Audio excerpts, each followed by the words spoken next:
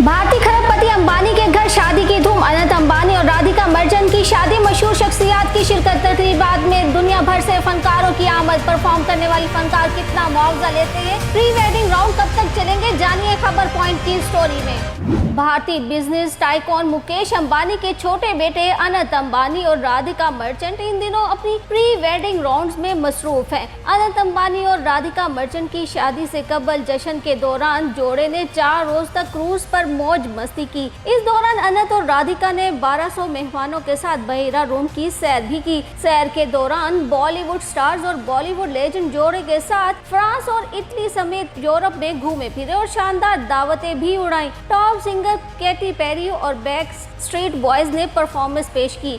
शादी की पुरताइश तकरीबात मारूफ शख्सियत की शिरकत के बायस दुनिया भर में तवज्जो का मरकज बनी हुई है। अनंत अंबानी और राधिका मर्चेंट की 19 जनवरी 2023 को मुंबई में मंगनी हुई थी, जबकि जोड़ा रवा साल 12 जुलाई को मुंबई में शादी के बंधन में बन जाएगा। अनंत अंबानी की मंगेतर राधिका मर्चेंट मारूफ भारतीय बिजनेसमैन वरुण मर्चेंट की बेटी हैं। उन्होंने न्यूयॉर्क यूनिवर्सिटी से सियासत और मौशियात की तालीम हासिल कर रखी है। इत्तलात के मुताबिक 25 साल राधिका मर्चेंट फिलहाल वालिद की कंपनी में बतौर डायरेक्टर खिदमत अंजाम दे रही हैं। भारत के अमीर तरीन शख्स मुकेश अंबानी के बेटे की शादी पुरताइश तकरीबात और मारूफ शख्सियत की शिरकत के बायस इस वक्त मरकज़े निगाह बनी हुई है और प्री वेडिंग राउंड्स का भी सिलसिला शुरू है। अनंत अंबानी और राधिका मर्चेंट की शादी से कबल की 3 रोज़ा तकरीबात का इख्तिताम हुआ। इसके बाद क्रूज पर तकरीबात का आगाज और फिर इख्तिताम हुआ। भारतीय शहर जामनगर में होने वाले 3 रोज़ा और फिर क्रूज की तकरीबात में भारत और दुनिया भर के मारूफ तरीन फनकारों और गुलकारों ने शिरकत की थी।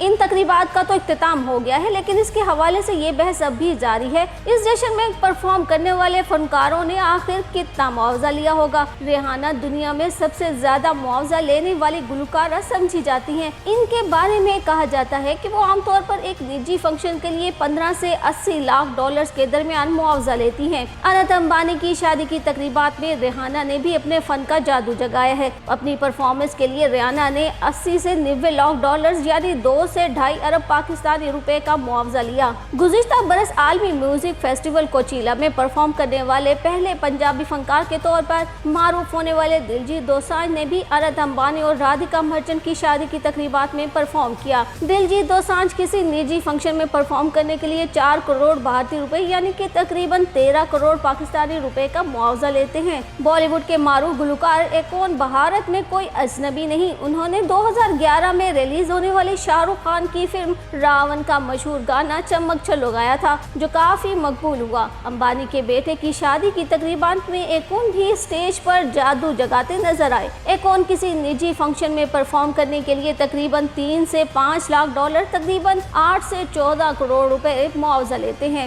अनंत अंबानी की शादी के हवाले से होने वाली इस तकरीब में मारूफ गुलकार अरिजीत सिंह ने भी अपने फन का मुजाहरा किया। भारतीय म्यूजिक इंडस्ट्री में वो सबसे ज्यादा पैसे लेने वाले फनकारों में शुमार होते हैं। अरिजीत सिंह शादी या किसी निजी महफिल में परफॉर्म करने के 5 करोड़ भारतीय रुपए यानी कि तकरीबन 16 करोड़ पाकिस्तानी रुपए मुआवजा लेते हैं। अनंत अंबानी की शादी की तकरीबात की वायरल होने वाली वीडियोस में एक श्रेया घोषाल और अरिजीत सिंह की परफॉर्मेंस की वीडियो भी थी। अगरचे इस बारे में मालूमात दस्तयाब नहीं कि श्रेया घोषाल किसी निजी फंक्शन में परफॉर्म करने का क्या मुआवजा लेती है, तहम एक गाना गाने का वो 25 लाख भारतीय रुपए तकरीबन 84 लाख रुपए पाकिस्तानी मुआवजा वसूल करती हैं।